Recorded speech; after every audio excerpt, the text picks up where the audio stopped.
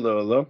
Wow, you really were waiting. Awesome. All right, I'm rolling on my side. Go ahead and get rolling on yours. All right. 3, 2, 1. There we go. All right, awesome.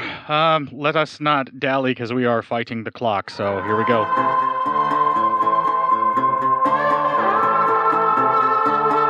The following show will destroy your self-worth with excessive expletives, overtly descriptive sexual deviance, and more desperation for external validation than any so-called entertainment should ever be allowed.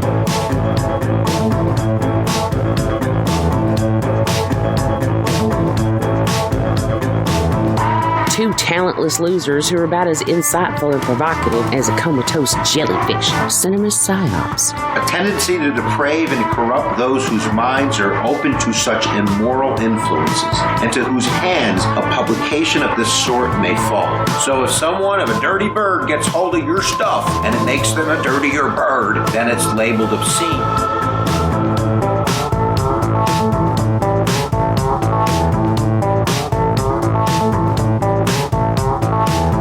Encouraging the lowest, most base, and animalistic of desires to all who will listen. Because we, as a society, have decided that CinePsyOPs represents our base and vulgar impulses, and that acknowledging our use of it rattles our collective conscience.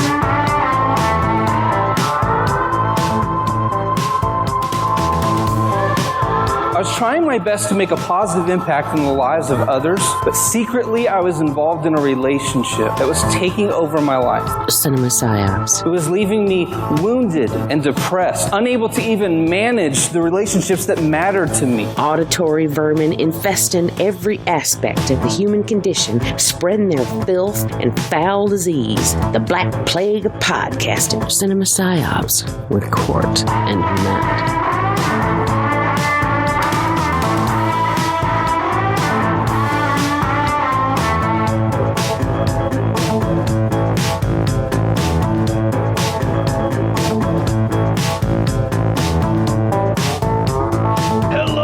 Welcome to the 251st straight week of CinePsyEP. I'm sitting once again all alone in isolation and the pandemic fear mixed with a whole bunch of racial turmoil and trouble going on in this nation. Terrified of that, just like me, is Matt. I'm afraid I need an adult. There are no more adults in the room, so forget about that. Yeah, man. Hey, how's everyone doing out there? Jesus Christ. So all of Australia was on fire on the earlier part of the year, and the U.S. cities went, hold my beer. I mean, to be 100% honest, and that is this. We are now officially halfway at the halfway point for the movie 2020, and I don't want to know what the second half has if this was the first. I will be honest with you, my end of the world bingo card that we were proposing on what was going to be next month, I did not have Civil Rights Uprising, because that's basically what we have right now, is a Civil Rights Uprising, and we just want to try and get civil rights for all people in the United States is what is going on with all of these protests. They're very much echoing the civil rights protests that resulted in the Civil Rights Act in 1964. I mean, it's almost all exactly the same. They're just trying to get it so that, just don't start killing people of color for no fucking reason. Yeah, and especially if you're a police officer. I mean, please? Yeah, please? That's all. I mean, is that what you needed? Is for me to say please? Because there you go, please. I'm sorry. Yeah, okay. I'm going to drop my character a little bit. I amp up my dislike of the police, but if you have seen the videos and if you've seen the way that various police departments are handling these situations and turning what should be peaceful protests into riots just so they get a chance to try out their new gear, and they're itching to hurt people, like a little girl being fucking tear gassed in the face in a protest in Seattle, a child. A state representative got blasted in Ohio, I think, an actual House of Representatives got blasted in the face by a cop in Ohio. The mayor's daughter.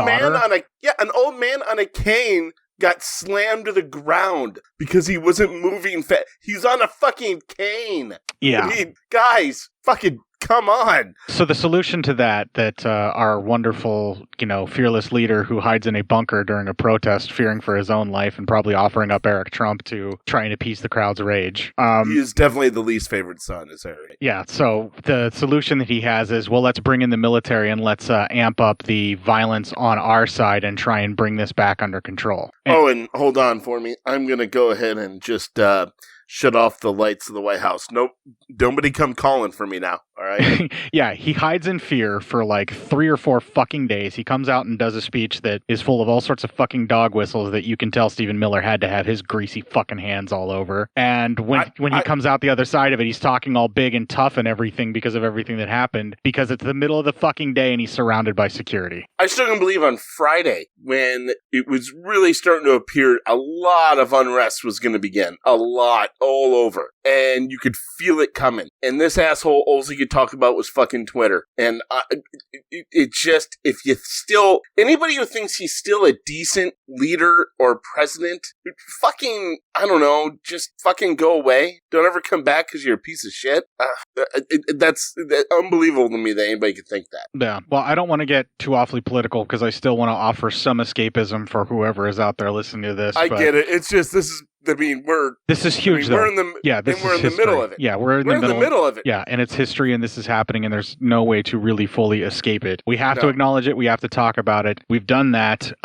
Anybody that's following me on social media can see my stance on my side and where I'm coming from with it. And I'm trying to pull back and being more reserved, and I'm trying to dial back my hate-filled rhetoric as much as I can when I'm out of character. Yeah. Yeah, I think the only difference is now almost more people are in the middle of it now.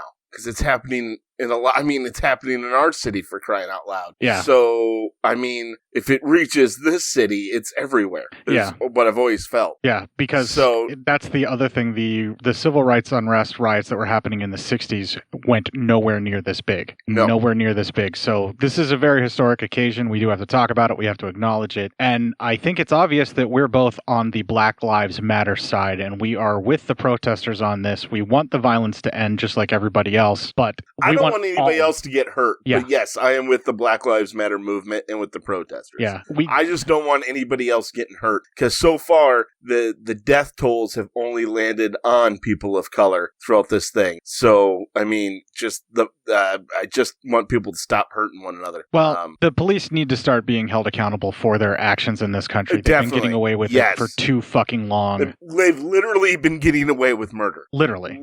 Yeah. That's not anything. They've literally been getting away with it. Right. And this is the really sad side of it that I really have a hard time wrapping my head around, that people are like, hey, can you maybe make it to where whenever a police murders someone in cold blood, they're held accountable for it? Can we make that a little easier? And the government's like, LOL, no, shut up and die. Thin blue line, go to hell, 9/11. That's pretty much what you're going to get. Yeah. So ACAB still hardcore over here in my mind. Yeah. It's solidified now. And Matt's arguments against it on the other side are getting less and less, and sooner or later he's going to be here on my side of the fence with this. I actually already am. ACAB, sooner or later he's going to be here on my side of the fence with this. I actually already am. If you want me to drop character completely, I definitely need to dial it down. I don't share it on social media, particularly my disdain right now, but I gotta dial it down just for myself, or else I'll grate myself right into a heart explosion for as much as I've been raging the last few days. Right. So right. Just me screaming into a pillow. Yeah. Wondering what the fuck. Well, let's move past this now. Right. It's going to be in the news. It's going to be ongoing. And tonight we are recording as early as possible so that we are both off the lines and watching our neighborhoods and our houses. And I'm just going to basically be keeping an eye on and making sure that my wife, my cats are okay. But I think we're both going to be far enough away from the actual downtown area where a lot of this stuff is taking place, from the Omaha area, that we should be good. Yeah, I think we should be all right. Yeah. So if everybody's worried about us from what we've been talking about and what they've seen me sharing on social media, and when you get this next Monday, hopefully we all came out the other side of it and we do get this out next Monday. Those things don't migrate. Yeah, we should be fine. Just kind of be prepared. So donate to recovery funds for the small businesses that are being destroyed. Donate specifically to the bailouts for the protesters and things like that if you get a chance. Now to switch gears and focus in on some good news, some furthering reports. I got notification from Chris Mounts, our boy in Wisconsin. I actually was messaging with his mother through Facebook, commenting on the post that I said, or I put a couple, like about a week or so ago.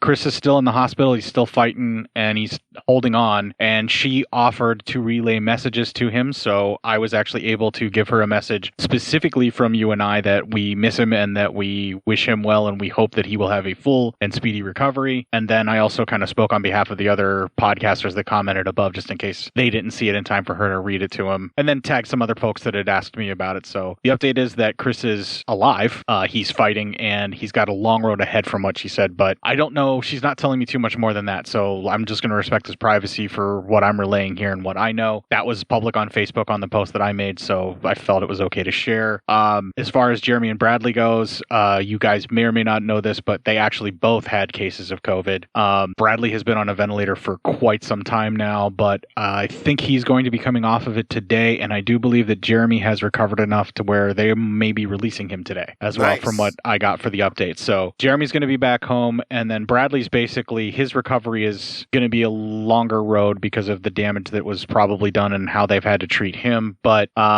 Jeremy estimated that Bradley is about where Jeremy was 4 days ago in his recovery. So if Jeremy got home tonight or today, as of this recording, then that means that maybe within 4 days or so, possibly Bradley could be coming home and they could be recovering at home together, which they've been apart this entire time since we first kind of reported and talked about it. It's rough. Because of the COVID restrictions, you know, you don't get to go into a room, even as the spouse or someone that may also be infected, unfortunately. Yeah. Oh, and one more thing I wanted to mention, too, the Legion GoFundMe that we've been kind of putting the promo at the beginning of the show and then also kind of talking about and urging folks to donate for. Another disbursement has been used. This time, instead of the COVID pandemic, Bo had decided to disperse some funds to help with a GoFundMe that is helping Black-owned businesses in Atlanta that were hit hardest by their riots because things really popped off down there. Atlanta, Washington, D.C. was freaking wrecked last night as well. Yeah, so that's one of the things that I know that Bo decided to disperse funds for that from the Legion GoFundMe promo ad that we've been playing. So I just wanted to announce that's been happening as well. So we are trying to do some good in this world with our stupid little network and our stupid little podcast. And once again, if this is going to be escapism for you folks, we are done with the sad talk. So those are at least good news or at least some further updates that we have to kind of bring it back. Now let's talk about happy things like the Lethal Ladies full franchise fest and titties. Woo! All right. Tonight is Hard Ticket to Hawaii, which maybe, I'm not sure because it's been so long since I've seen the other one, but I remember liking this one more than some of the other ones, or almost all of them. So as of right now, of the two that we've watched, this is my favorite of the Lethal Ladies series. Yeah. I like this one. Oh, I don't know, man. I probably like this one better than the other one, but I don't know. Well, we'll save it. We'll get into it once we get into the talk. So here's the Legion GoFundMe promo. We'll have a little bit of music that I yanked right out of Hard Ticket to Hawaii, so everybody be cool about this. Everyone just be cool. And when we come back, we will have the trailer. This is Bo from LegionPodcasts.com. Hey, it's been a crazy time, and when the world gets nuts, we're happy to offer some old-fashioned podcast entertainment. But for some folks, getting a laugh out of a show isn't really helping these days. People who depend on tips in their bartending jobs or have been put on furlough with no pay till the worst of this coronavirus threat has passed. That's a tough spot. That's why we set up a GoFundMe for members of our community, a sort of grand scale take a penny, leave a penny. For people like myself, for whom the recent disruptions haven't kicked us out of work, well, we can drop a few of those extra pennies in the GoFundMe jar. For those who are directly affected by recent events and find themselves looking for money to pay the electric bill or keep the water on, well, how about you give me a shout at Bo, B-O, at LegionPodcasts.com. Let me know the situation and what you need, and we'll do our best to make life a little easier. And you can find links to the GoFundMe on the front page of LegionPodcasts.com, on our Facebook group page, or on Twitter at Legion Podcasts, where it's the pinned tweet. For those of you who are able, thanks in advance for chipping in. And members of our community who need a hand, hey, here we are. Remember, stay safe, stay healthy, and we're all going to get through this together. Legion isn't just a name, it's who we are. Thanks for listening to all the shows here on Legion Podcasts, and we'll talk to you soon.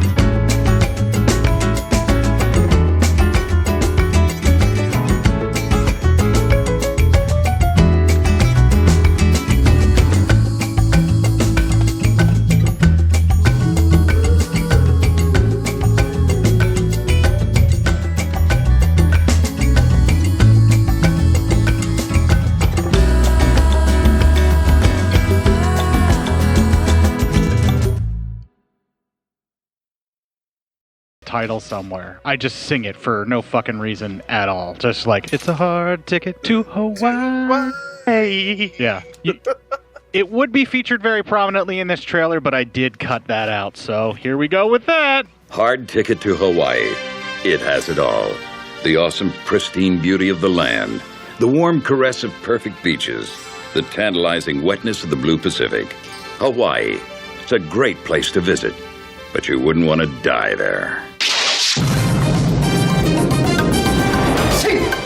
4 of America's finest ready and willing to pay the price for paradise. They're undercover, but not under-equipped. On this mission, there's hard flying, hard playing, hard fighting. Agents are everywhere. Have no mercy. Kill them all.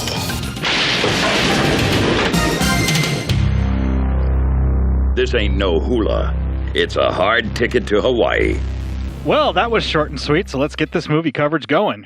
All right. Just remember, though, this ain't no hula. All right. This ain't no fooling around, to quote the Talking Heads. Okay, and just a spoiler alert to give you an idea how great the banter was in this movie, I have like 4 clips.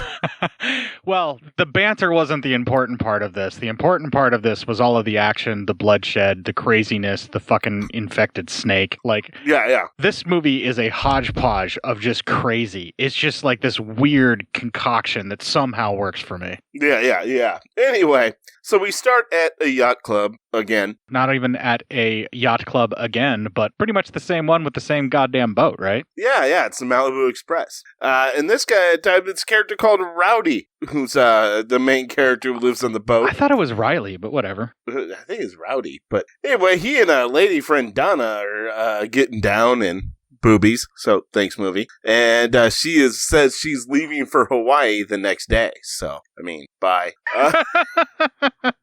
So then we cut to 2 officers land on a small family island. That's like they distribute and make some weed. And the guy was telling his partner, he's like, you'll have to do this once I'm done, but don't worry, this is all pretty simple. They're good folk, you make a little extra money and then everyone, comes and buys weed from them and it gives money to the island. So, win-win. However, so then we see that there's a whole lot of guys there. And so the 2 cops try to get away, but they run into a trap and then they are shot and killed. Yeah, they kind of stumbled into the right place at the wrong time and they've been told that they'll let it get away with it, blah, blah, blah. But there's another plot going on that has more to do with something different than the weed that they stumble in on, right?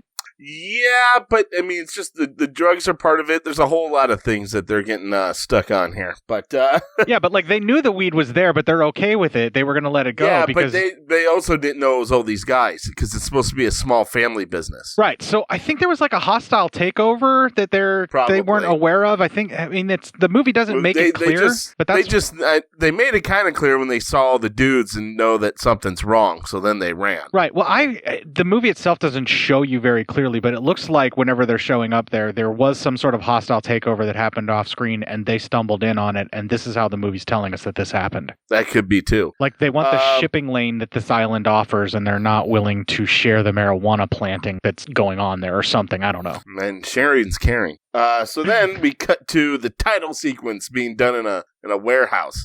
A pretty inventive title sequence. I'll give them that. Yeah, it's all of the crates have printed sheets that have the names of the folks on it, and the camera moves around on the various crates to display the names of the actors and actresses and people involved in it, and also the title of the film comes in like twice on the same crate while you're watching it all move around. It was orchestrated really well, and it's an upgrade for sure from Malibu Express last week that was all typed out on a computer screen. Yes, very much. So then we see there's a big snake in this warehouse, and maybe even a couple of them actually, from what it appears from there's a couple boxes that says snake on them. Yeah, it looks like it's like a customs facility that they're at, right? Does that seem about right? Because there's a bunch of different types of freight, including the live animals. Well, then we cut to a woman coming out of the ocean, and she's met up by another woman. This is Donna and Taryn. Donna being the one who we saw earlier. Oh boy, can we just pause for a minute and talk about how lovely these 2 ladies are? It's Donna Spear is one of them, right? I can't remember the other actress's name, but so. Donna plays Donna in this, does she not? Yeah, I believe so, yeah. Just to make it easier for all of us to call Donna Donna. Donna. Yeah. In the immortal words of Richie Valens, Matt, oh, Donna. Oh, boy. Now, like, I'm not even into blonde ladies, but these two had me at attention the entire time they were on screen, Matt. There's some good times being had right there.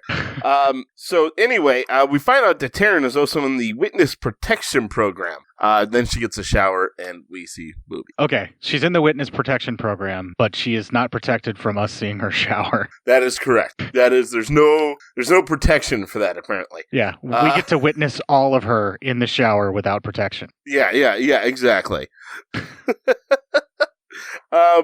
They both work for a place called Molucci Cargo. Yeah, which is kind of like a front for another thing because the other lady works for something different. Yeah, we'll find that out later. Right.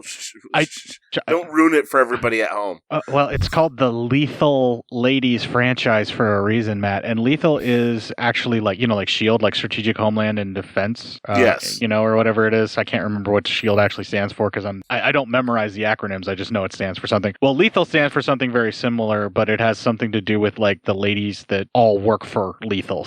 And I guess Mrs. Sedaris came up with this term, and that's why Andy Sedaris decided to run with it because he was really impressed with it. And it just kind of wraps around the whole idea of what he wanted to do in action film, which is beautiful bodies with lots of action and gunplay. Oh, there you go. I mean, there's nothing wrong with that. No, I mean, it's keeping my attention the whole way through these films. I didn't get bored on any of these two this last time watching them. No, yeah. Unlike I did with the entirety of May Mate.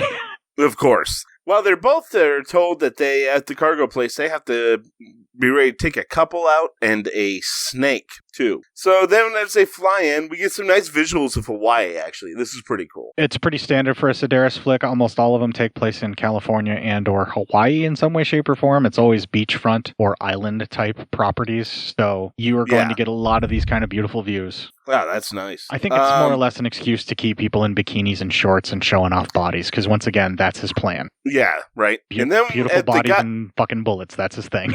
That's all we can have. Boobs and guns. So then the kind of the manager of the warehouse, he's running around and he finds out that they took the wrong snake on the plane. They got a contaminated snake. So they land and they take this, the two women land, they take this couple out to this nice spot, which will be kind of just on the, a nice area to look at. Can I just say that I am tired of these contaminated snakes on this contaminated plane? Yeah, me too, man. Me too. These motherfucking contaminated snakes. On this motherfucking contaminated plane. Exactly. HQ tries to call them, but won't get through because they're not in the plane. So we see the snake trying to get out of the box. So after they drop off the couple, we find out that this is the same drug island where those two cops were killed. Then we see these. Yeah. So then there's these guys in the yacht, and they send this mini helicopter with 2 packages on it. Then we see the guys who shot the cops. They drive up, and the girls find these 2 packages on this mini plane. The guys attack them, but the ladies use nunchucks and throwing stars and are able to escape. But one of the packages was dropped. Okay, I just want to state here, I've never seen anyone hurl nunchucks in such a fashion and have them stay together in such a fashion and then hit someone on the head. But, I mean, if anybody can do it, it was one of these ladies, well, right? They're not lethal for nothing, Matt. I mean, they are very clearly lethal ladies, so it totally makes sense as to why they were able to do it. The ninja star death, I totally bought. I didn't buy that the guy got clocked. That wasn't a death. He just got hurt. I don't buy that the guy got clocked that way with the nunchucks. Would have been cooler if she would have wrapped him around his neck by tossing him because you've seen fucking Michelangelo do that shit in the cartoon where he wraps it around somebody and knocks him out. Like, I would have been more prone to see that, but I think they didn't want to actually hurt the actor, so they had a rubber prop. And also maybe they didn't want to, have to train anybody or buy anybody who could do any of this stuff. That is also true. The guys are very scared about heading back to their boss empty-handed. The ladies, they land and they decide they're going to go hit the hot tub because that's where they do their best thinking. And I'm like, of course. So, I mean, makes sense. I know, I was not able to think at all the entire time they were in the hot tub. My brain was not functioning. Yeah, no, neither was I. I was like, I better get into a hot tub so I know what's happening. But, I mean... What would have probably been ideal is I think there's something specific to their hot tub that has properties that allow one to think. So maybe if we could be in the hot tub with them during this scene, we would be able to understand what was going on. You would think. one would think. One would hope. I don't know. I mean, anything was better than being in my basement scared. Yes, that too. Then they decide, before they do that, they read pretty much what might as well be snake feeding for dummies. I mean, they read a book about the instruction of how to feed a snake. It was funny. That sequence was actually kind of funny, where they're trying to figure it out, and yet they're still, like, one of them's grossed out by the snake, and the other one's okay with it. They cut to a restaurant called Edie's, and a woman named Charlotte comes there and is harassed by one of the workers at Edie's, like maitre d'. Really badly sexual harassed. Yeah, this is borderline fucking sexual assault. Like, he does everything but start laying hands on her without her permission. Like, he goes right up to that point. Yeah. All creepy uncle and shit. Well, then she sits with this Jabba the Hutt-looking character. Dude, that was Andy Sedaris. You might want to backpedal that statement about the Jabba the Hutt. Jabba the Hutt looking dude. That was Andy Sedaris? Yeah. Whoops. Andy the Hutt? Is that better? Oh, yes. That's so much less offensive to equate his name with that. Good job. Okay. Awesome. I'm doing well today. Anyway, we find out that this guy pretty much raped this actress, or almost tried to the night before. He tried to pull a Weinstein on her. Yeah, this conversation was super uncomfortable. See why I call him Jabba the Hutt? He's a piece of shit right here. All right, insult the character. The man himself was a much better person than the character he's playing. I'm talking about this character as Jabba the Hutt. Yes, I will accept that. Very fine. Go ahead. All right, thank you. So anyway, but I was going to have a clip on that. I was like, wow, it's the first kind of sustained amount of dialogue, but I mean, it just meant nothing. Nothing came of this after this. No, it's just establishing that guy's a piece of shit and that he's using his privilege to Weinstein someone, which we will now make that a verb. Whenever you try to sexually assault someone using your position, you are using the Weinstein on them. Yeah. Agreed. Donna and then Taryn, they hit the hot tub. So, thank you. Again, I'm confused as to what's going on, Matt. I'm totally lost the minute they're in the hot tub. Is the blood rushing someplace else? You all right over there? Yeah, I can't really feel my toes or my fingers, so the blood is definitely rushed somewhere else. Yeah, that's something else, man. You might want to get checked out. Yeah, I'm not getting it shortened and or reduced in size to have blood flow elsewhere. I'm just going to deal with it. So anyway, they open up one of the cases and they find diamonds are inside of it. So they decide to call Rowdy. So then we cut to karate time, and Rowdy and his buddy, they're practicing karate, and they get a message that they are racistly practicing karate. Let's not mince words. They are very racistly practicing karate. I had a big problem with this time. Yeah, well, this is pretty cultural appropriation right here, if you're going to call it that. Well, it's beyond cultural appropriation, because he then makes some kind of a reference about some kind of a joke where he's actually doing like a heavy Chinese accent in English, and it's fucking vile what he does. That's just offensive as shit. This whole sequence did not age well at all. No. They get a message that there's trouble. So the ladies, they go to Taryn's place to, I think, give him a call. And she goes to hide the diamonds in her freezer. And we see that, Rowdy lives on, now we see for the first time that what he lives on is a we find at Taryn's place, she also has a Malibu Express poster up on the board, up on her wall. Yeah, and then also there's another movie that she's holding the poster of that I think it was 7 or whatever. That was Andy Sedaris' film before the Lethal Lady series started. So she's a fan of Malibu Express and Cody, hence the poster, and go ahead. And Cody is a real person in this. He left the agency, as they put it, to do movies. Yeah, so he was a lady of Lethal too, apparently. So yeah, and we find out Rowdy is his cousin. So there you go. Yeah, so Rowdy has pretty much all of the privilege and joy that Cody experiences, but he doesn't have 1/10 of charisma because not every lady is fawning all over him at all times. That's correct. That is correct. But one definitely is. Well, and it doesn't help Rowdy or Riley or whatever the fuck his name is that his racist-sounding friend who knows martial arts is running around with a ponytail and, is all beefcake at him. Oh, and I really hate that motherfucker so bad. Yeah, he's going to be the target of all of our vitriol in this, I believe. Oh, I hate that fucker so fucking bad. Donna goes to call Rowdy. The phone line is cut. Then we see 2 people attack. and they are looking for the diamonds. A struggle breaks out, and as two people are struggling, the snake box is actually destroyed. So Tyrant eventually has to give up the box of diamonds, and they want the other one, but that one was left behind. They have no idea where that one is. So, outside, we see the main bad guy, Seth, and he sees the snake, and he freaks out. So the other two go running away. I know this doesn't say a lot about the actual movie itself, but I feel like the fight in their house was some of the best choreography the movie had. I think the two ladies did a really good job with what they were doing for defense, and then the people they were fighting also really seemed game and did a better job of some of the choreography than what we'll see later in the movie. Yeah, it wasn't terrible. I mean, it could have definitely been worse. Granted, I'm not saying it's good choreography. All I'm saying is that this was the best in the film. See the caveat True. I'm making here? Yes, I gotcha. It's like saying that the Punisher film to star Dolph Lundgren is the greatest Punisher film ever made that starred Dolph Lundgren. I mean, and you're right. I mean, you are saying something that's factually correct. However, still not true. So then we see a guy, one of the guys, when he's running away, he trips open a sewer cover, which mysteriously looks like a trash can lid just placed on the ground. What? Yeah, I know, crazy, right? Press the I believe crazy. button. If the puppet fucking mutant contaminated snake on the contaminated plane didn't offend you, then the trash can lid manhole cover shouldn't bother you either. You're not wrong.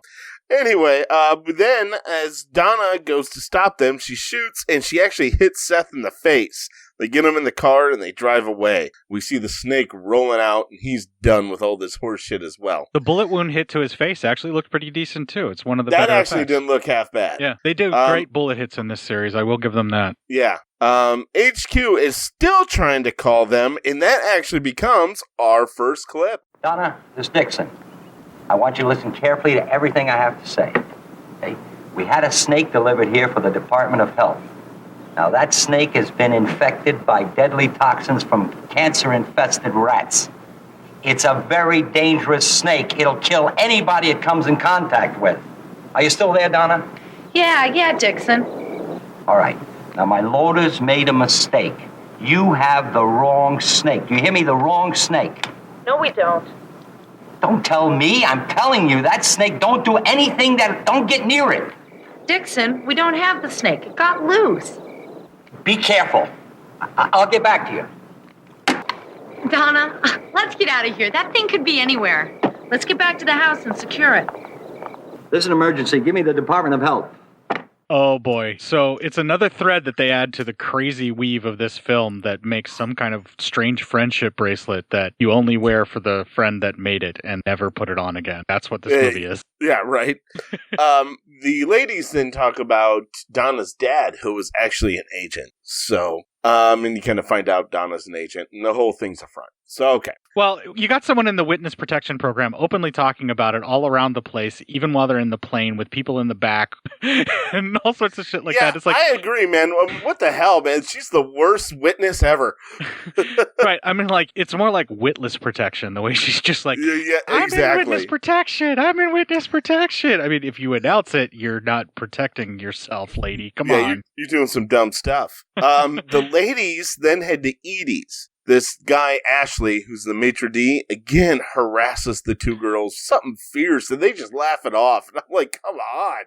They don't just laugh it off. They give it back to him and insult him right back. Like, they throw some barbs his way. But then they tell him, oh, but you know we love you. And I'm like, oh, God, don't say that to him. Yeah, that made it not right and kind of uncomfortable. But I did like the barbs that they had back to him. I think they should have just kept belittling him and then just moved on. I think so, too. Yeah, it's a sign of the times that this film was made, isn't it? Yeah, exactly. The two finally find Edie, and that is our next clip. Hi, how have you been?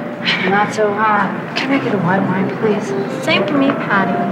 I'd like a martini, vodka, medium dry, lemon peel shaken and not stirred. Yeah, ladies. I didn't already know. Edie, we've got to talk. No one can hear us here. Have you heard anything about diamonds in connection with Seth Romero? Donna, the agency only uses me as a contact. There's really very little that they tell me directly. I just shot Seth Romero in the face. I should have killed him. You may wish you had, because the best you can hope for now is crutches. Gotta reach Rowdy. Desperately. Let's go to my office. So she knew who the guy was, so she knows that there's some kind of an operative, right? And this guy, Seth, I think he's just a big kind of known drug guy, so. Oh, okay. Seems like it. Gotcha. So he's just this well-known drug lord, and she had a chance and missed, and now she's concerned. Yes, exactly. Then we cut to this guy named Jimmy John Jackson. He's with a sports network, and he sits with a couple of Seattle players. Must be like the All-Star game or the Pro Bowl is in town. And then he talks about vitamins for like a solid 5 minutes. And I'm like, what the fuck are you doing, movie? Go home. You're drunk. Yeah, this movie does, well, just the Andy Sedaris films in general just do these weird, like, offside tangents. And you can tell that this is filler, but what he's trying to do is make you laugh and or give you some information at the same time. And, like, kind of what the guy was saying about vitamins wasn't necessarily wrong, because it was about fitness and being healthy. But at the same time, they're playing it up as, like, this, oh my god, will this guy just shut up joke, you know? Yeah. And also, it's like, at one point, I'm like, he's talking about steroids is what he's doing. Come on. Right. Yeah. There's also that. I mean, we're not dumb. I mean, I'm still recovering from the 2 hot tub scenes we just had earlier in the movie, so I wasn't paying that close attention. Oh, Jesus. Well, anyway, anywho, well, now we cut back to the actual storyline, and the woman, actually, who's like, appears to be a bartender or waitress, bugs the phone line and then listens in on the Edie's call, and that is our next clip. Diamond stolen. Seth shot. It's been a hell of a day. We got word that Seth's hitters took out 2 Molokai policemen. Poor guys didn't even know what hit them. They had stumbled on a full-fledged drug operation on the IU property. Seth is definitely playing hardball in your backyard. Taryn and I are living proof of that. You're also our proof that Seth is directly involved. Listen, I want both of you to stay with Edie tonight, and we'll be on the first flight in the morning. Donna, I want you and Taryn to go out to Seth's beach house tomorrow morning and have a look around.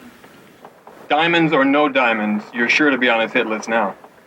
Edie, I want you to stay at the restaurant, business as usual. I don't want Seth to suspect that we've got his number. Oh yeah, by the way, we will bring our trunk of toys. Speaking of toys, I can't wait to see yours. What a stud. Bye, girls. Bye-bye. How does it look? She just grazed you. She took a chunk out. A little plastic surgery. You'll be all right. Seth, you gotta see a doctor. No. Hello. Yeah, hold on. It's Michelle at the bar. Message. Let me take a message, Michelle. All right, number 1, I hate that motherfucker with the ponytail so goddamn much. I fucking hate him. Anyway, moving on. Anyway, Taryn sees the sports guy, Jimmy James, what the fuck ever his name is, and they are kind of a thing. They've kind of always been a thing. So then as they are talking, we get more sexism from Ashley, so thanks a lot, you sexist prick.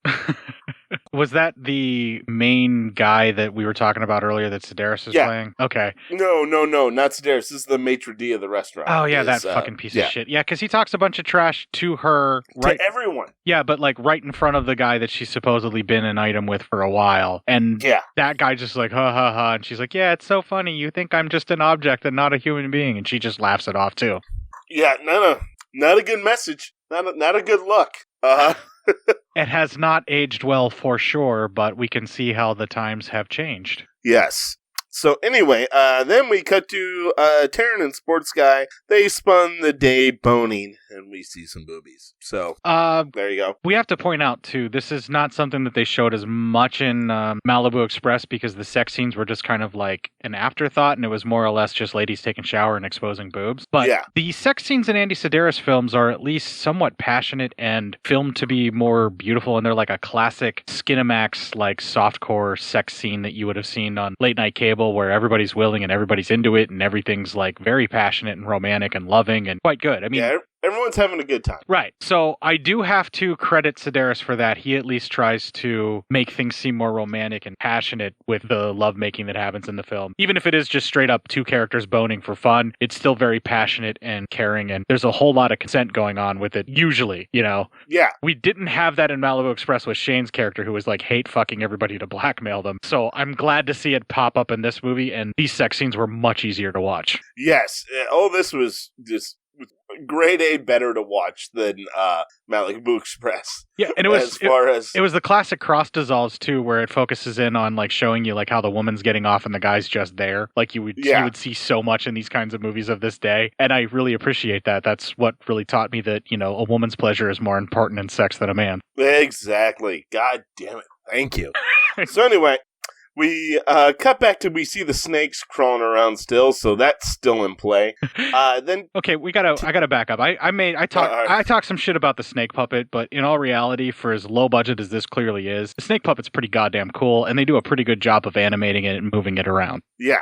It's not bad. I mean, for the movie, it's good. How about that? Right. For the movie, it's good. You can tell that it's like when you're watching a trauma movie and you see a monster pop up in a trauma movie where it was like kind of like an afterthought monster, like it's just there, you know, and you could tell they just build it. Like, I don't give trauma shit for having something that looks so obviously fake, like a giant fucking squirrel that stomps a school in Class of Nukem High 2 or something. I'm more like just happy that they tried it. You know, it's like, hey, man, look how they did that. It looks not so bad. And that's what they did with this snake. You know, it's like, good try, Slugger. That doesn't look too bad. That's pretty cool. For some reason, that seemed really specific, Cort. So that's just where my fucking mind went when I'm all jacked up on caffeine and nervous and scared as shit. So there you go. Right. All right. Good job, everyone. We're winning the game here. Anyway, we're moving right along and trying to beat the curfew. Yeah, right. Taryn then gets a call from Donna that it's time to come in. She's been out screwing around long enough. So then we see Rowdy and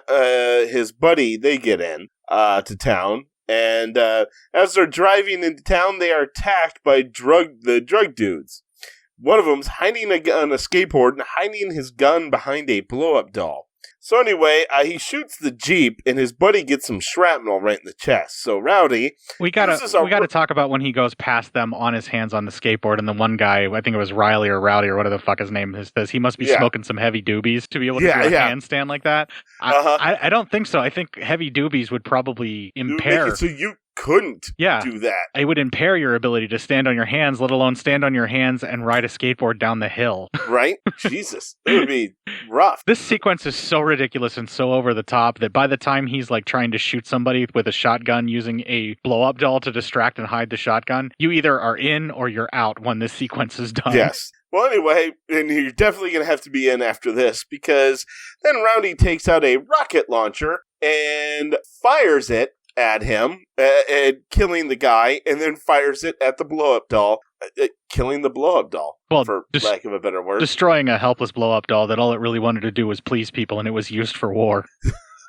Wow, really getting behind the blow-up dolls, the cause, aren't you? Yeah. I mean, it's innocent in this. It had no choice of what happened. You're right. It sure didn't. And can we just talk about how when Riley puts the thing away, he puts away the rocket launcher, the guy's like, that's some heavy hardware, and he literally says, it's the only thing I can hit anything with. He goes, it's the only thing I can hit if it's a moving target. Right. So Rowdy apparently shoots like shit, just like his cousin. Yeah, the Abelan family apparently has no aim at all. So ladies, you might want to stay away from them if you know what I mean, and I think you do. Except, I think they have aim right for that, though. I think they know where to hit. Well, at least Cody apparently does, because why else would all these ladies fawn all over him? Exactly. Fucking Cody, I'm still bitter. Yeah, right. Fucking Cody. Goddamn Cody. Fuck all these guys. Seriously. So anyway, then we cut to the vacationing couple who we left off earlier, and as they're taking pictures, they are attacked by the snake. In a rare female appearance in a Sedaris film, she never really gets fully naked, does she? Or even pops her top. Yeah. No. Yeah, she really doesn't. So it's all just that's probably why it was a cameo and they died so quick? Yeah, probably. It's like, I'm not going to get topless. Well, man, you know? Well, then your character gets attacked by the snake that was released on a different island. Yeah. No, it's the same. Oh, no, it was a different island. Fuck, I don't know what's going on anymore with this thing. Somehow this snake becomes aquatic and moves back and forth between the islands wherever it's needed to be. The snake found like a secret area to go. It's probably the plumbing that somehow goes through the ocean. I don't know how this works. Yeah, I don't know what's happening anymore.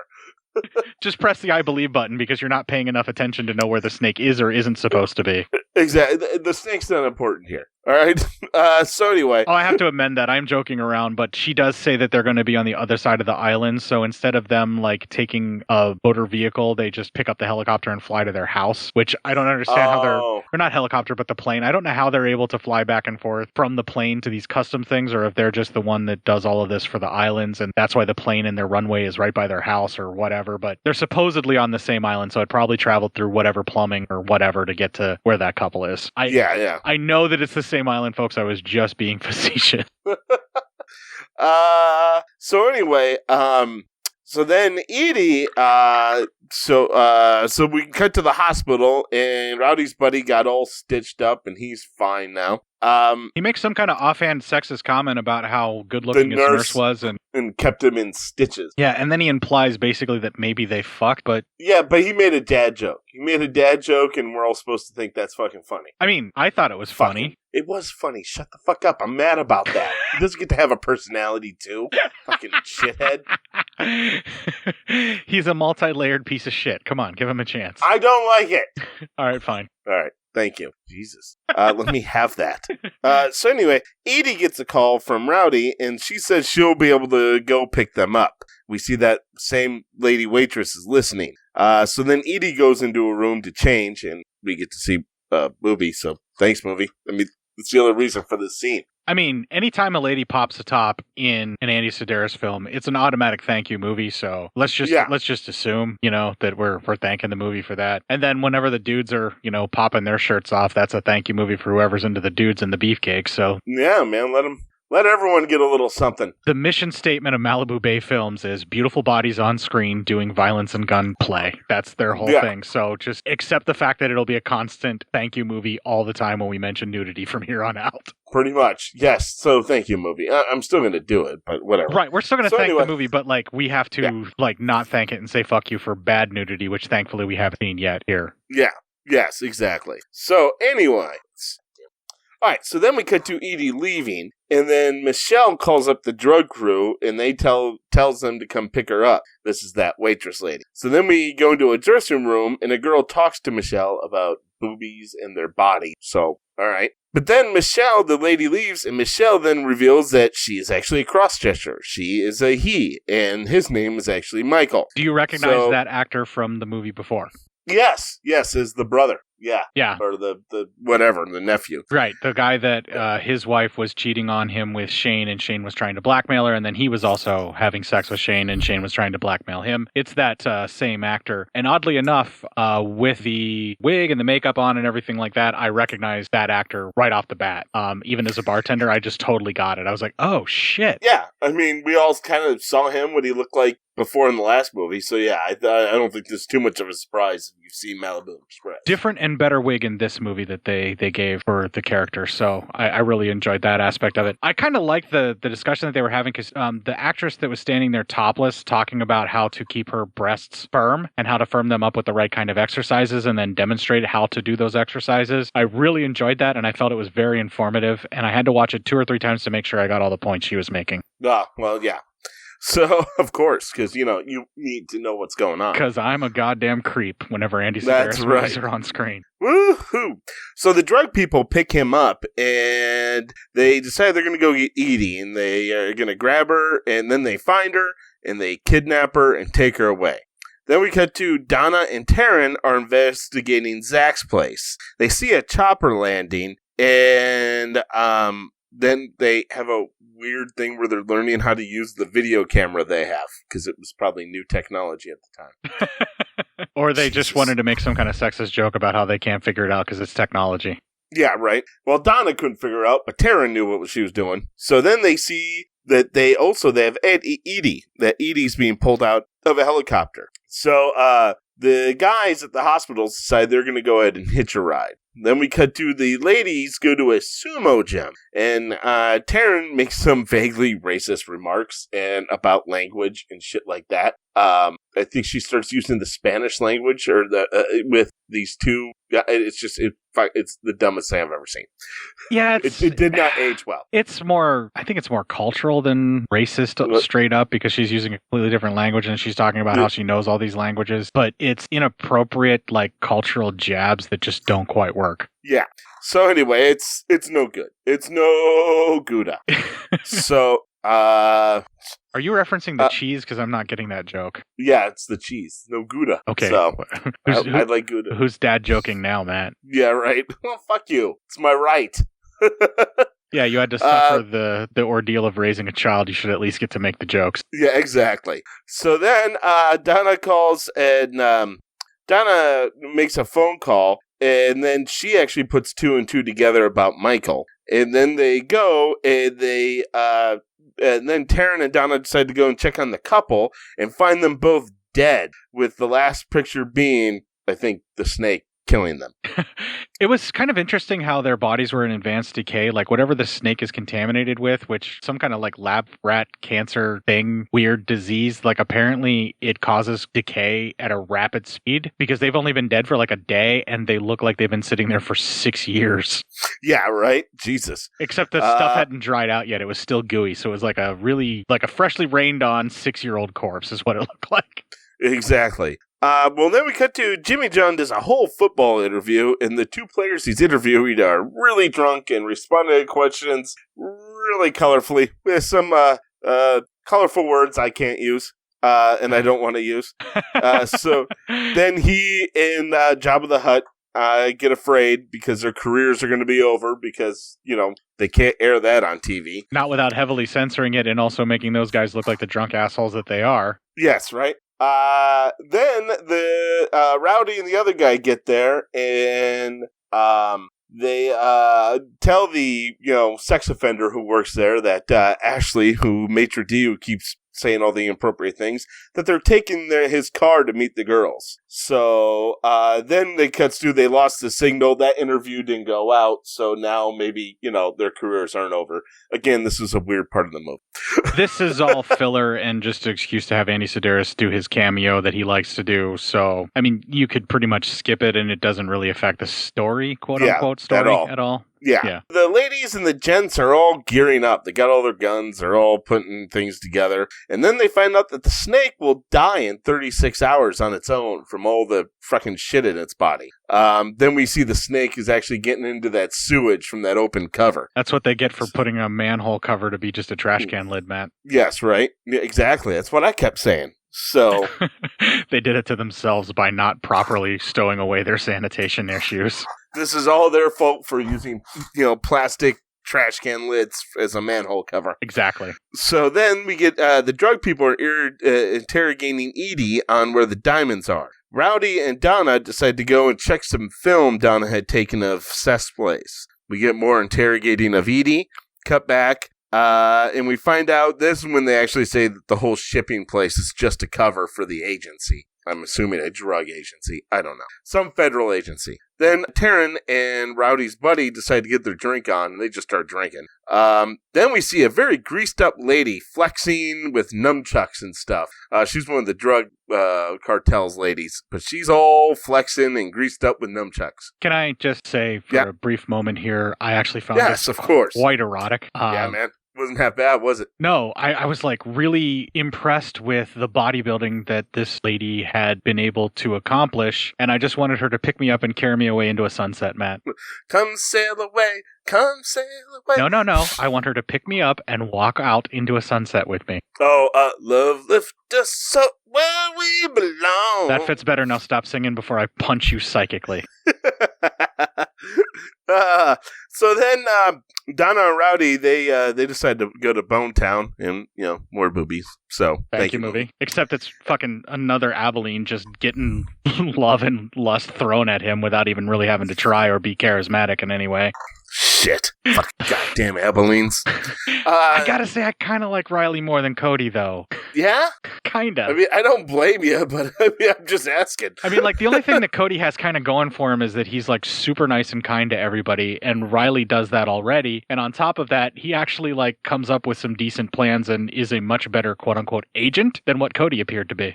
Yeah, I'd have to agree with you there. Anyway, so then Greased Up Lady starts beating Edie, trying to find out where the other diamonds are. Still hot, by the way. Yeah. Then Taryn and the other dude are listening to the other two bone. Then we have more boning. They're looking at each other and kind of chuckling, and I was expecting, like, one of them to look at the other and go, hey, why don't we try that? And then they would have, like, this dueling orgasms thing that they were going to try, but the movie didn't go there, and I was sad. Yeah, it was displeasing. I think I may have watched way too many late-night Cinemax, like, mid-2000s kind of movies that's where that would sort of happen, where they would try to have an orgasm battle to see who could come the loudest. Yeah, right? I mean, you telling me that doesn't actually happen? You telling me that I've been lied to all these years? Look, there's enough tragedy and fear in this world right now. I don't want to take that from you, so I won't say it. All right, thank you. Yeah. I bet it's glorious, and scissoring is still a thing. Let him have this, people. This is all he has. Just let him have this. Please, the end days, they're almost here. Just let me have it. Anyway, so then after, everyone's done boning, the other two mock them for, being so loud. Actually, it's Rowdy who was loud. He's a screamer, apparently. That was funny. That was, let's just fucking come right out and say it. That was good. That he was the screamer of the two. I don't know if she was like titty fucking him or what she was supposed to be doing where her head was compared to where he was sitting. Her body was. It was weird, man. But whatever she was doing must have been wild. Yeah, like he was losing his shit and fucking screaming. And I gotta say, that was really funny. The inversion that they did of that was fucking hilarious. It's fucking, I don't know what she's doing, but it's gonna be fucking wild. I don't know. Right, yeah. His buddy seemed really jealous of not being able to experience this. Yeah, right? Holy Jesus. Anyway, then we cut to Seth is talking to the main bad guy who was on that yacht and sent the mini helicopter. He says he needs another shipment of drugs, but there are agents everywhere, and he tells Seth to kill them all. So there's some more gunning up montage with everyone loading up their guns. And then they're putting together a razor blade frisbee, as we find out that Shades likes to play frisbee with a girl every morning. And so cut to, Shades, the guy who actually shot and killed the cops, he sees the girl running up with her frisbee. Rowdy decides to run with her, and Shades sees them. They get into some hardcore frisbee throwing, and Rowdy sends...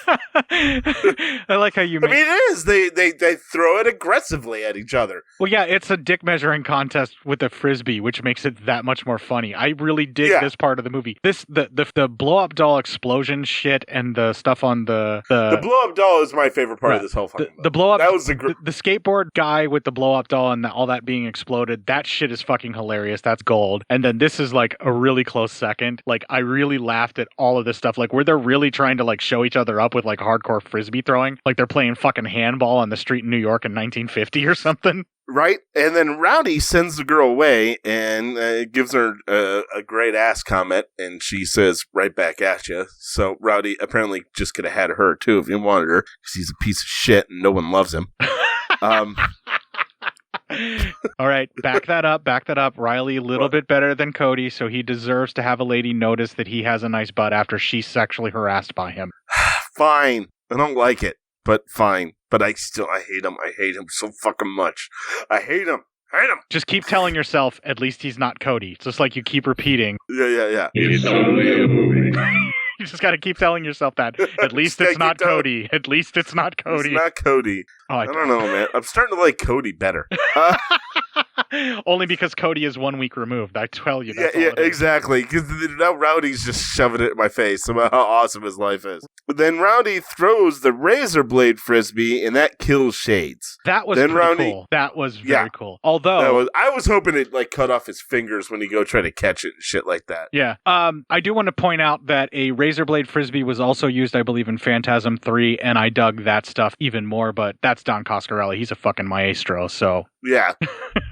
That's the only other movie I can think of off the top of my head that had razor blade frisbee action. So there you go. Well, Either way, Razor Blade Frisbee Action's awesome. So anyway, also the name of my next band, Razor Blade Frisbee Action, is pretty awesome. No, just Rowdy, Razor Blade Frisbee Action. We're not going to put All right, It's pretty fine. awesome. That would be like their greatest hits album. No, there you go. Rowdy calls the team, and they are now on the island. Jana is dropping grenades from her plane type thing, and the other three storm the gates. There's a shootout, and Rowdy has just as bad as Cody is with a gun, so he can't hit shit. Did you notice the guns are switched, though? He has the smaller gun that the detective used in Malibu Express, and then... Hold on, we won't talk about who has the bigger gun yet, because we haven't seen. Right, I know, I'm just saying, but he is using that smaller gun that the detective had at this point, and we are seeing that, but he still can't hit shit. Yes, he still know what the hell he's doing. So Donna lands, then Rowdy's buddy's actually held up, but he's saved by Rowdy himself. Then Rowdy's buddy and this other dude have a karate fight. Taryn kills Michael. We have more karate, and then as they're fighting, the buddy character, his beads are broken, and he goes, "My mom made me those." So now he's all pissed. Rowdy finds Edie. Then the buddy kills the guy who he's karateing with, and then Rowdy uses a rocket launcher to kill a guy that's almost right next to Edie. How did that not kill her? I don't know, but somehow that rocket launcher is really precise. It is heat-seeking to the point where the explosion is contains itself. Yeah, the explosion is self-contained specifically to the heat signature that you lock on. That's the only way he can hit and kill a target. All right, because fuck, gee, I don't know. Dude, about we that, have a man. super-powered cancer snake in this movie, and you're gonna fucking die on this hill. All right, fine. We have a super-powered cancer snake. That's what it is. I know, it's just great. Oh, fucking Jesus. So anyway, let's see here. So then Buddy comes in and starts making out with Edie, because as you do. Right. As you do. So then the bad guys get in a copter, and Donna blows them up with the rocket launcher. So Donna then says she's staying behind and heading back to her place to get changed as the other three leave. But as they leave, they realize no one got Seth. So then Rowdy leaves in a dirt bike. We see Seth is back at Donna's place, and he grabs her. They struggle, and she is able to shoot him with a harpoon. And then he gets back up, and then she starts beating the shit out of him. This fight sequence was really well choreographed as well. I think this was actually the better one. Yeah, this I might agree. Be the best one I've seen. Yeah, I'm really nostalgic of the one with the two of them fighting at the beginning in the building, but the two, like the main baddie and Donna fighting is actually really well done. Donna really fucking goes for it. There's a couple of times where he's tossing her around like a rag doll, and I'm like, Donna Spear, the actual actress, has to be getting hurt in some way from this, because that looked like that shit hurt, but at least sore. Yeah. But good job on that. Yeah, she's fucking going for it, and it's actually pretty decent. I mean, there doesn't look like there's a lot of padding going around for her to be protected, so shit, man, she went for it. Yeah, exactly. So, anyway, she gets up after he seems like he's dead, and she's leaving, but then he starts getting up. Rowdy, we see, is riding back in, and then Donna is cooling off with some ice, and then she sees him coming, so they fight again, and he has a knife, and she pretty much makes him stab himself right in the gut. She then takes refuge in her bathroom, and then the snake busts through the toilet, because cancer snake. Superpowered cancer snake, dude. Who hasn't had the nightmare of the cancer snake coming up through your toilet? That sequence was actually pretty horrifying, and the puppetry for the snake popping out when the toilet explodes was pretty cool, too. She hides, and as Seth gets up, he pulls out the knife from his stomach, and as he goes to attack her, he then runs right into the snake, and the snake bites him, and he dies. Of superpowered cancer venom. Yes. She fires at the snake, and then Rowdy busts in and blows up the snake with the rocket launcher. Because he was able to reload his rocket launcher, clearly made out of PVC pipe. On his dirt bike, by the way. Yeah, on the way back. Mm-hmm. Yeah. So then the group is now riding in a limo, and Donna and Rowdy have to head up to the penthouse of a building to take care of one last thing. We see Chang in the penthouse, who is this head bad guy, and he has supposed to have a super badass bodyguard. Well, they get in there, and Rowdy uses some nunchucks and beats the guard's ass and, kills him. And then Donna takes out her dirty, hairy gun and blows Chang away after he throws a sword at them, but misses them. Yeah, he goes right in between them, so he must have learned how to hurl a sword like an avalanche. Right. So then the group celebrates on the Malibu, and that's our final clip. I think that we all deserve a vacation cruise on the Malibu Express. I agree. All right? Yeah, but first I think we should go to Molokai, get the other bag of diamonds, and turn it over to the agency. Excuse me, Kemosabe, but we don't know where the diamonds are. What do you mean? Only moi knows where the diamonds are. Is she saying what I think she's saying? As federal agents, you're all bound by law to turn in any confiscated goods, right? That's right. I'm just a mere civilian. Since anyone who could identify the diamonds is dead, the diamonds belong to me. Can she do that? Yep, she sure can. And she can also share the wealth with her friends. A job worth doing is a job worth doing for the right price. Here.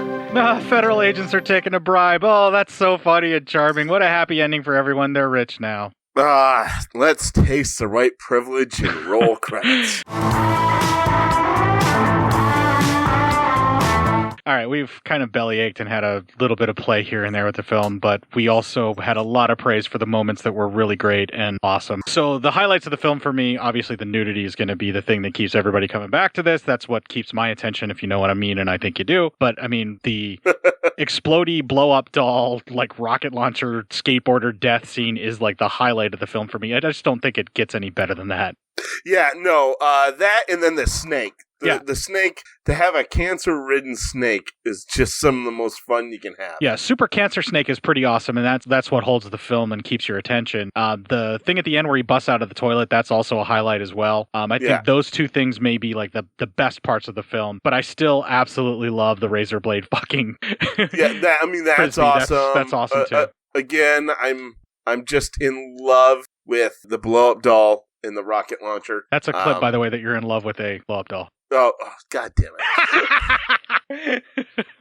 Well, kind of. I mean, there's nothing wrong with that as long as the blow-up doll is, consenting. How can it consent? Oh, it's not sentient? Then you're fine. Be in love with any be in love with any inanimate object you want, Matt. I don't care.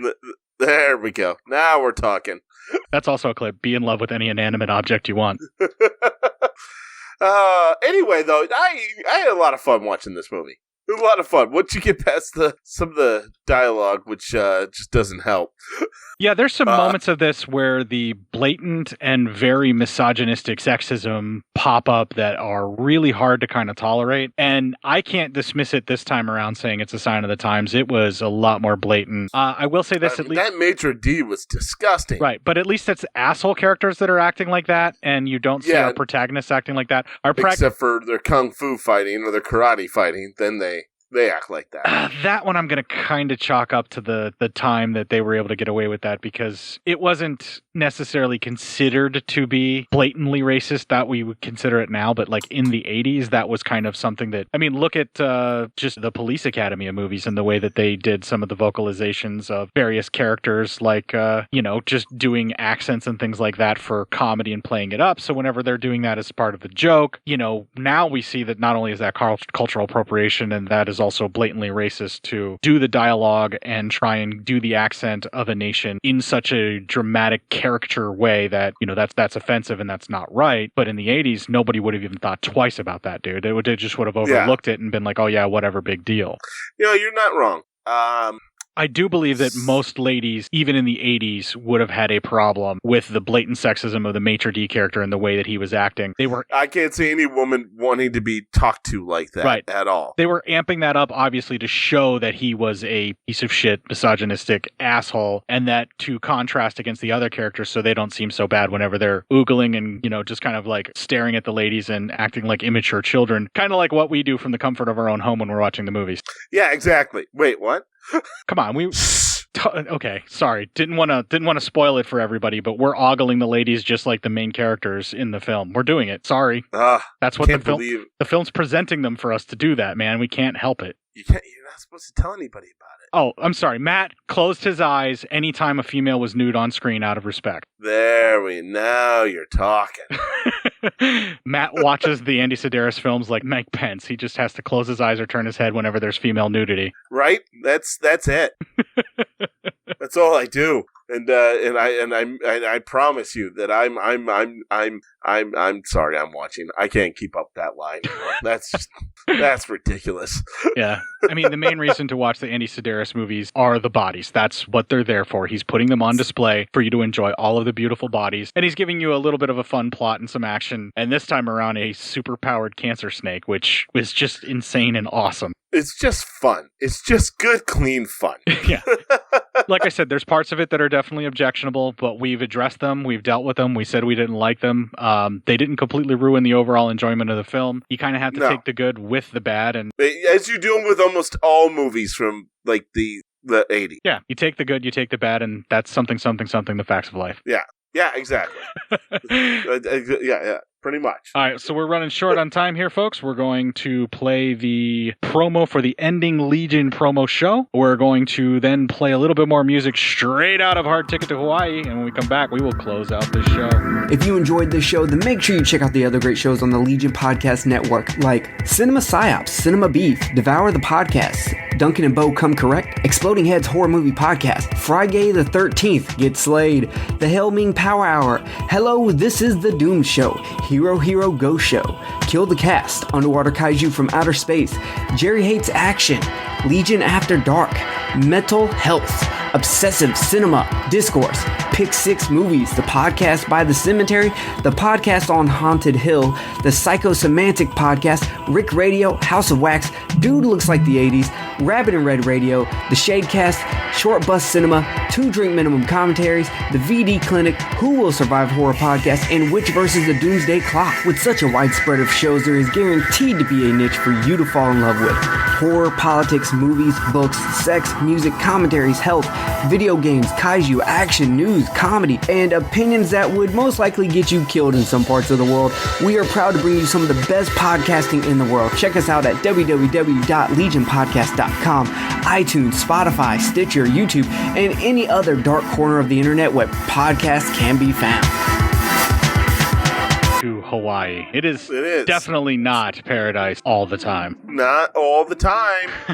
All right, so if you want to find out previous episodes of the show, or just kind of see what's going on with the show, or keep up with the weekly releases, the easiest way to do that is our main landing and or launching page, legionpodcast.com/cinema-psyop. We also have our Facebook group, which is probably the best place to interact with both myself and Matt, and also to keep up on the latest faux doxing I've been doing of Matt by taking stock photos of bums and essentially just making their hair sort of greenish yellow and saying that's Matt. Yeah, which, I mean, not far off.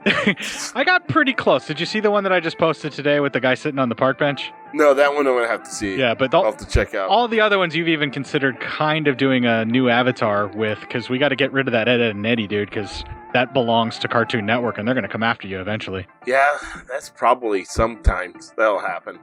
But yeah, but it's mostly on Facebook stuff and then the memes and things. So far we're okay, but we can't make that your permanent face, that's for sure. I mean, why not, man? I hate my real face. Well, so do we that have to look at it. The shows that we've been doing where I don't have to look at you have kind of been the best. Maybe we should keep doing it this way. Wait, you want to keep doing it like we're always in pandemic world? I don't know. We'll see. My wife says I need to get out because I'm getting too fucking reclusive.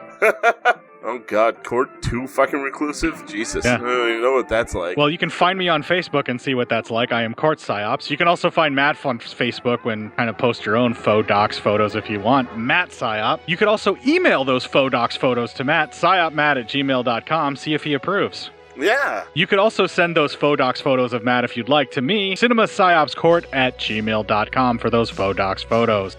Yeah, some of them faux docs. You can also tweet a couple of tweets on the even more hate-filled shitfest that is Twitter. I'm at Cort_Psyop, and he is at psyopmatt. I'm not giving up on it. It's a sign of the times that all the hate is there. You know, I'm still getting good interactions with folks so far, so I'm still there at Cort_Psyop. Good job. Now, all of the memes that I have repurposed for our people are being shared on our Instagram page, cinema_psyops, because I run that shit like Bartertown and this show. You're going to want to check them out there. You will be seeing all of the memes that I find repurposed there, and then I'll share them to Facebook and then the group as well if I get them to go across from Instagram. Been trying to share them at Twitter, but all it does is just post the link and say I posted this on Instagram, so that doesn't quite work. Yeah. Well, I know there's a whole lot of turmoil. I know there's a whole lot of trouble, and there's just fear and anguish everywhere right now. So kick the fuck out of those bastards that are keeping you down and this week and make it your... The yacht club again. And... well, yeah, not only are the not even at a yacht club...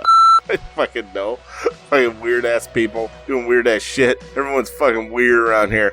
Anyway, they got a contaminated snake.